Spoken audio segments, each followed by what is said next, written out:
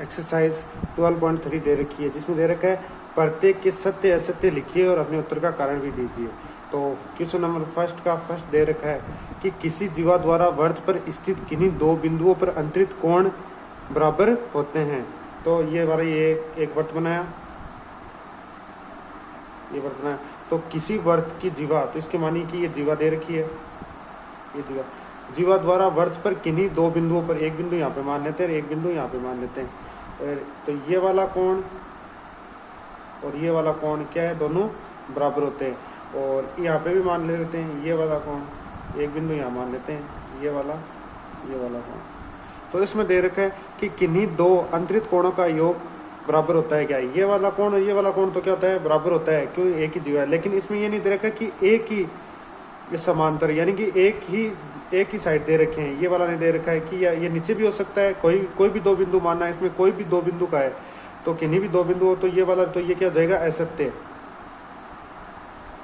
ये हो जाएगा असत्य, फर्स्ट वाला हो जाएगा असत्य। दूसरा दे रखा है आकृति 12 पॉइंट ये दे रखी है, वर्ड दे रखा है सेकंड वाला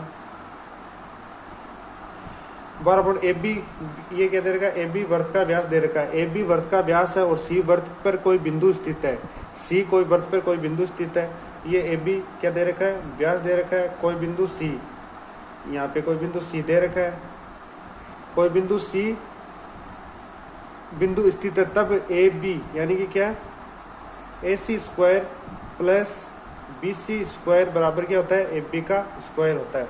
तो ये वाला यहाँ से यहाँ तक, तो हम क्या जानते हैं कि ये अर्धवर्त पर बना कोण कितना होता है, 90 डिग्री, किससे, प्रमेय नंबर 8.3 से।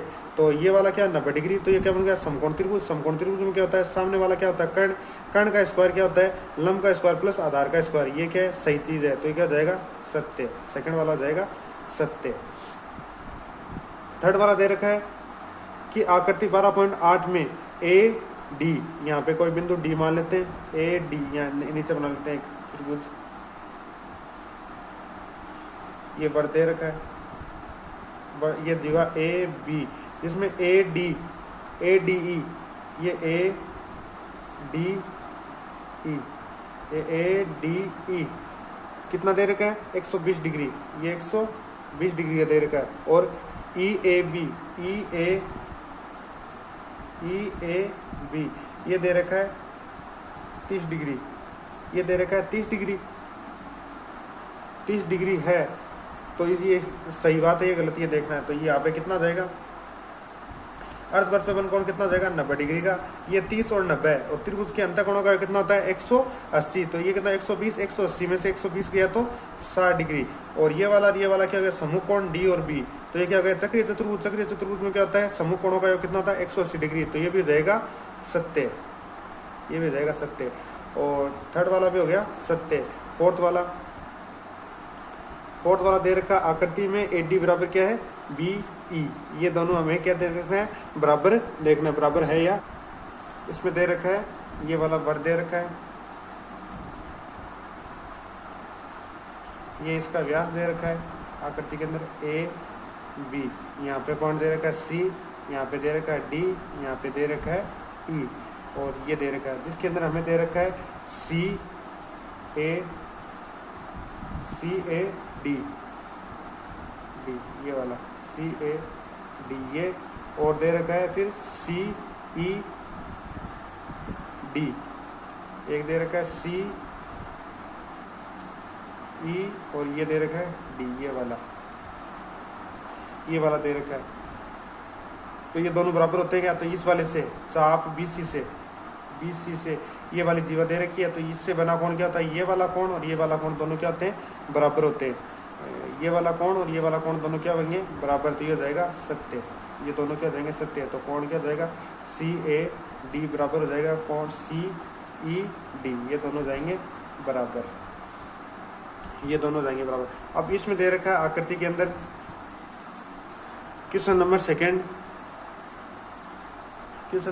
के अंदर दे रखी है हमें आकृति, ये आकृति दे रखी है जिसके अंदर ये वाला केंद्र बिंदु दे रखा है यहाँ से, और ये यहाँ से लेके यहाँ तक, और ये बन रहा है ऐसे, ये दे रखा, जिसमें ये कोण दे रखा है हमें 45 डिग्री, ये दे रखा है 45 डिग्री, और ये दे रखा है बी सी ओ ए, बी ओ से। तो हमें दिया गया है, पहले लिख लेते हैं, दिया गया है क्या है, कोण ए बी सी बराबर दे रखा है 45 डिग्री, और सिद्ध क्या करना है, सिद्ध करना है कि ए ओ लंब है ओ सी पे, ए ओ लंब किस पे, ओ सी पे, इस पे क्या है, लंब है, ये हमें सिद्ध करना है।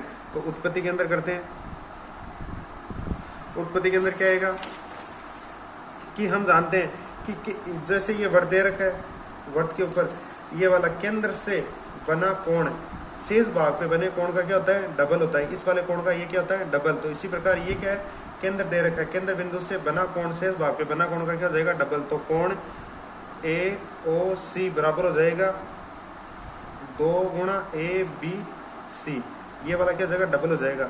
तो कोण ए ओ सी बराबर कितना हो जाएगा, 2 गुणा 45, और ये किससे हो रहा है, प्रमेय नंबर 12.8 से, प्रमेय नंबर 12.8 से, और ये हो जाएगा डबल। तो ए ओ सी बराबर कितना हो जाएगा, 90 डिग्री।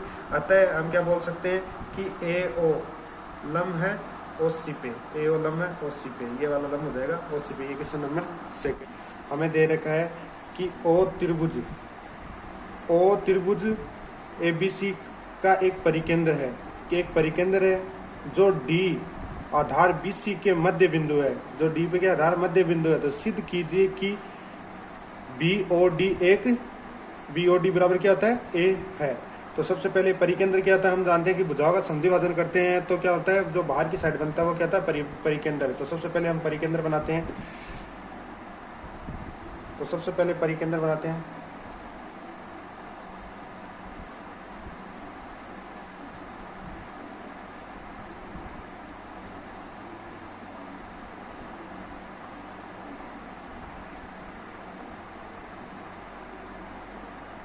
ये त्रिभुज दे रखा है ए बी सी, जो किसके अंदर है, परिकेंद्र के अंदर, ए बी सी ये दे रखा है, जिसके अंदर डी मध्य बिंदु दे रखा है, जो केंद्र ओ से, ये केंद्र ओ गया, और जिसका मध्य बिंदु डी दे रखा है, ये डी मध्य बिंदु दे रखा है, डी दे रखा है। और इसमें हमें क्या करना है, बी ओ डी सिद्ध करना है। बी ओ, ये ओ गया, बी ओ डी बराबर किसके होता है, एक के, इस वाले कोण की क्या होता है, बराबर होता है। और इसको भी हम क्या कर देते हैं, यहाँ से मिला देते हैं। तो पहले तो लिख देते हैं दिया गया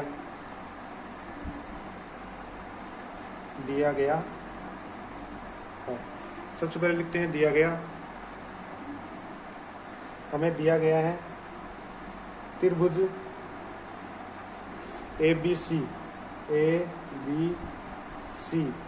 जो की परिकेंद्र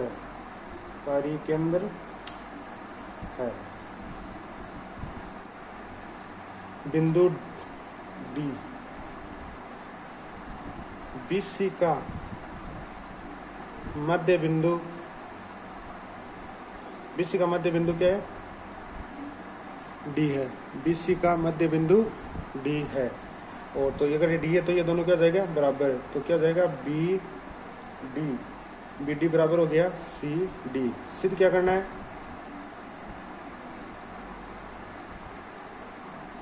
सिद्ध करना है कि कोण ए, हमें सिद्ध करना है कि कोण बी ओ डी ये वाला कोण बी ओ डी, ये वाला कोण किस बराबर होता है, कोण ए का। ये होगा कोण ए का, एक होता है बराबर। अब करते हैं उत्पत्ति के अंदर आएगा कि सबसे पहले हम लेते हैं त्रिभुज कौन सा है, ये वाला, इसमें ले लेते हैं बी ओ डी। तो त्रिभुज बी ओ डी व त्रिभुज ये आ जाएगा सी ओ डी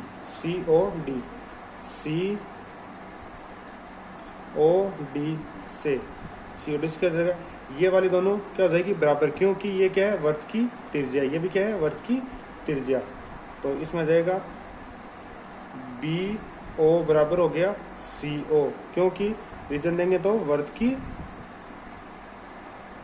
त्रिज्या, ये हो गई वर्त की त्रिज्या। अब इसके बाद ये वाले दोनों में क्या आ गई, उभयनिष्ठ। ओ डी बराबर हो गया ओ डी, ये हो जाएगी उभयनिष्ठ, ये हो गई कॉमन आ गई। और हमें क्या दे रखा है, ये दोनों बराबर दे रखी है कि यहाँ से बी डी बराबर दे रखा है डी सी, ये दे हमें दिया गया है, दिया गया है।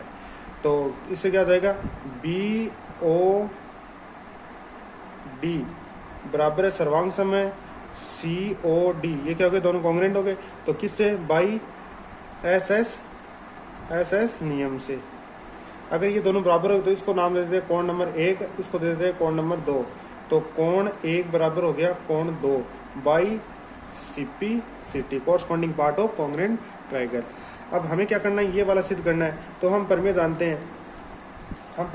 हैं कि केंद्र पे अंतरित कोण, वर्तखंड के शेष भाग पे अंतरित कोण का क्या होता है, दुगुना। ये होता है प्रमेय नंबर 12.8 से। तो प्रमेय नंबर 12.8 से लिख सकते हैं कि कोण बी ओ सी दुगुना होगा किसका, कोण 1 का। इसको लिख सकते हैं प्रमेय नंबर 12.8। 12.8 बोलती है कि चाप बीसी द्वारा वर्त के केंद्र पर अंतरित कोण शेष भाग कौन सा, ए पर बना कोण का क्या होता है, दुगुना। ए का क्या होता है, दुगुना। ये है प्रमेय। अगर या तो स्टेटमेंट लिख सकते हो या डायरेक्ट इसको प्रमेय नंबर 12.8 से लिख सकते हो। अब हमें क्या पता है कि कोण बीएससी को क्या लिख सकते हैं, कोण 1 और कोण 2। कोण 1 प्लस कोण 2 बराबर कितना हो जाएगा, 2 कोण ए। और हमें क्या चाहिए, 1 चाहिए। तो 2 का मान कितना रख सकते हैं, 1 बराबर 1। यहाँ से Y C P C T C किया था, ये कोण बराबर 1 बराबर कोण 2 बराबर कोण 1। तो ये कितना हो गया, 2 कोण 1 बराबर कितना हो गया, कोण ए। 2 से 2 कैंसिल, तो कोण 1 बराबर आ गया कोण ए। और एक को क्या लिख सकते हैं, बी ओ डी। तो ये हो जाएगा कोण बी ओ डी बराबर हो गया कोण ए।